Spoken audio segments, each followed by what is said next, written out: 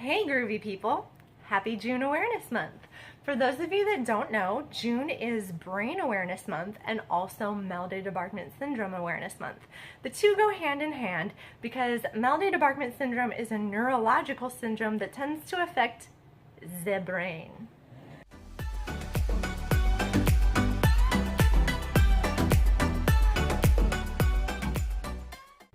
So I've got a few special videos planned this month to help raise awareness for Mal de Debarquement Syndrome. And in this video, I'm going to share my story of how I got sick with Mal de Debarquement Syndrome and my story of my diagnosis.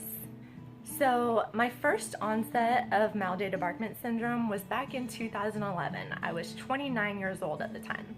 I had just taken over a store manager position and they were flying all of the store managers off to Vegas. Paid vacation of your dreams, right? So I had not flown in over 10 years. There wasn't a lot of turbulence on the flight. I didn't get motion sickness or anything like that. After the flight landed, I felt a little bit weird. Like, you know the feeling when you're starting to fall asleep and then you dream that you like are falling and you can actually like physically feel the fall and it jolts you out of your sleep? I kept feeling something that felt kind of like that, just kind of sporadically every few minutes throughout the day. And I thought, oh, it's from that airplane ride. The altitude probably got to me a little bit. It's been so long since I've been on a plane.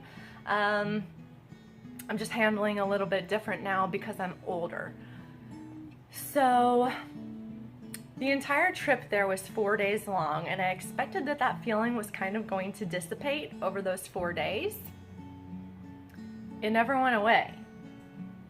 So when I got back to town after the meeting was over, I was still feeling that sensation. And not only was I feeling that sensation, but that sensation was also sending me into a panic attack.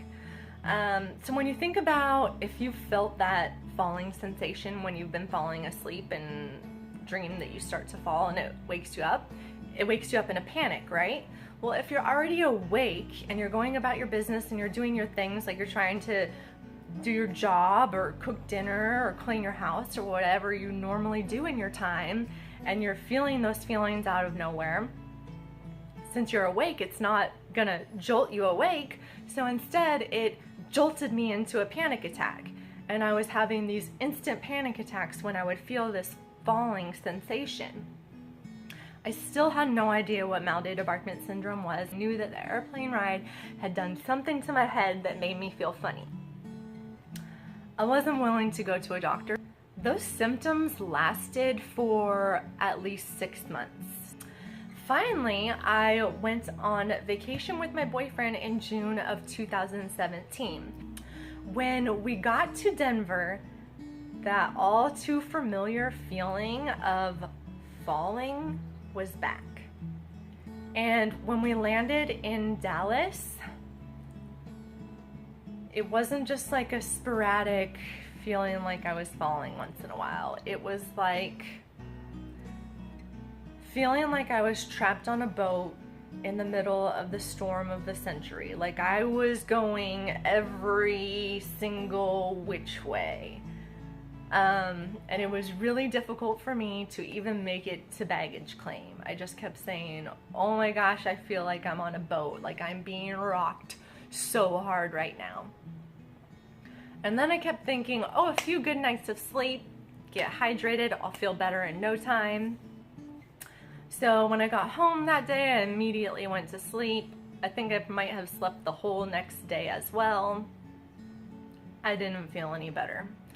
So I did my best to maintain my normal routine. I was sleeping an abnormal amount because this feeling I was feeling was draining everything from me. Like it was physically draining me to have to physically fight to maintain my balance and stay standing.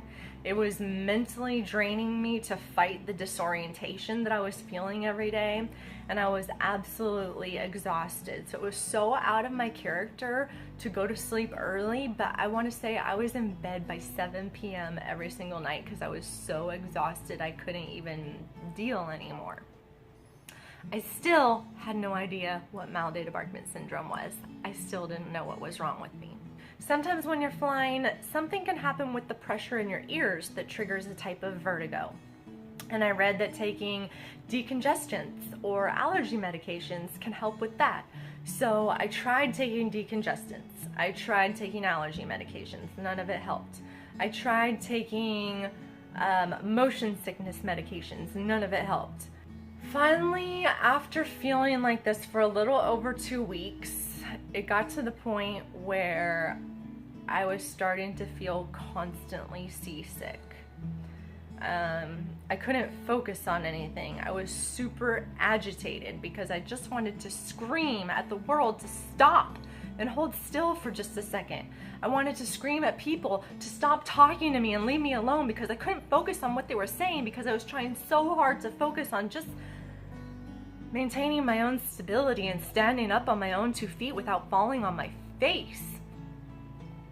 And then I realized I needed to go to a doctor. Something was really wrong and it wasn't going to go away on its own. So the first thing I do is I start Googling at-home remedies to try and get rid of this feeling. Upon my research to find another at-home remedy to help relieve this strange vertigo motion feeling I was feeling ever since the plane ride, I came across a website and I started reading a little bit about this thing. Imagine always feeling in motion. You could be suffering from Mal de Debarquement Syndrome. Yes, I felt in motion. The website I found was MdDSfoundation.org.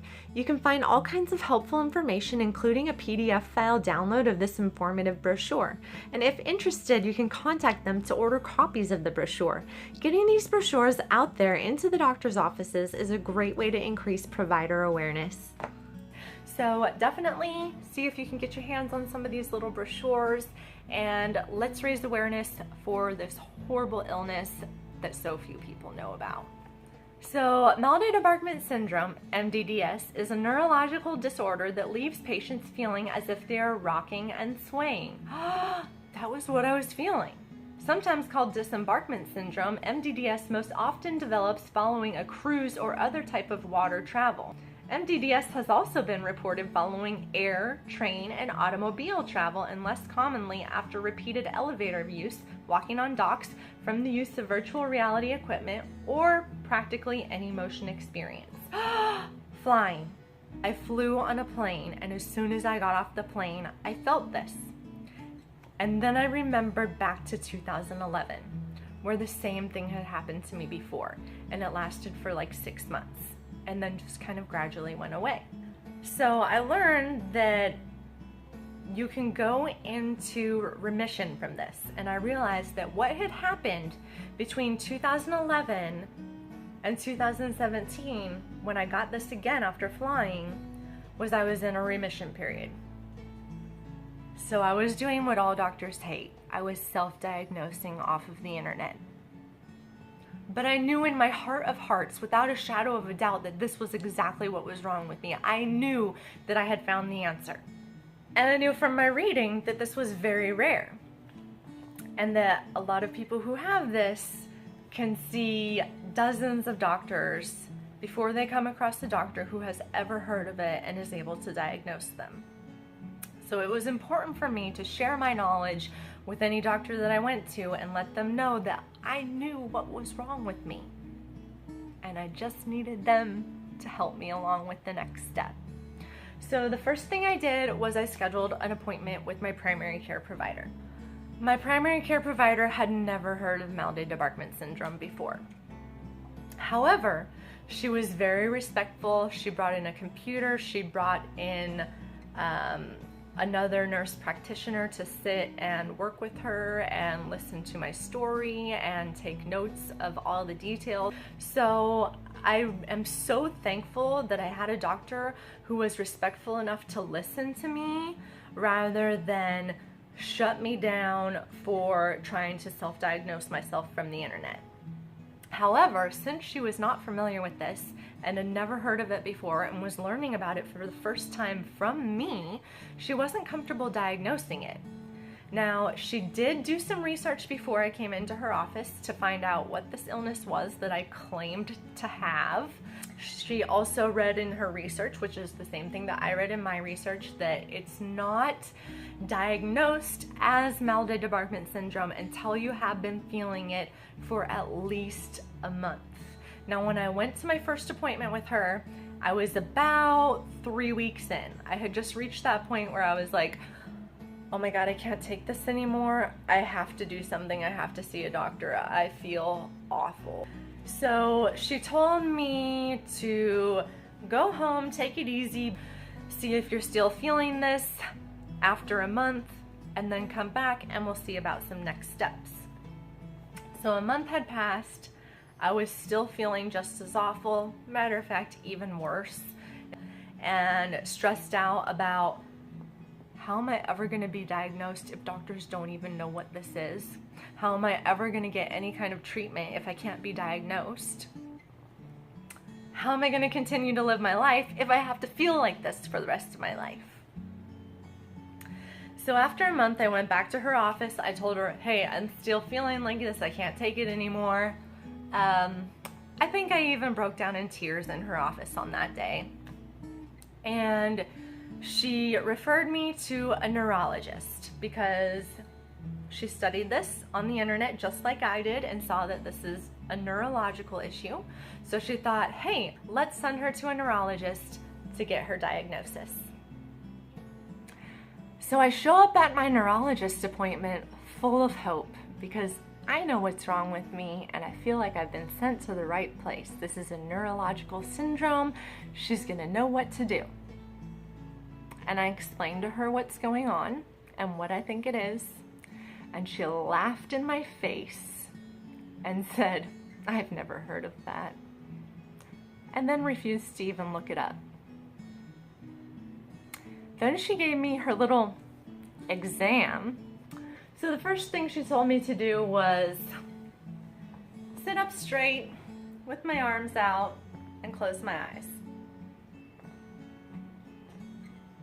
As you can see, if my eyes are closed, I can't sit still. When my eyes are closed, my brain doesn't know what still is because my brain feels nothing but movement. Next, she asked me to walk heel to toe in a straight line through her office. As you can see, I would never be able to pass a field sobriety test. After this entertaining show, she asked me to count backwards from 100 by sevens. 193,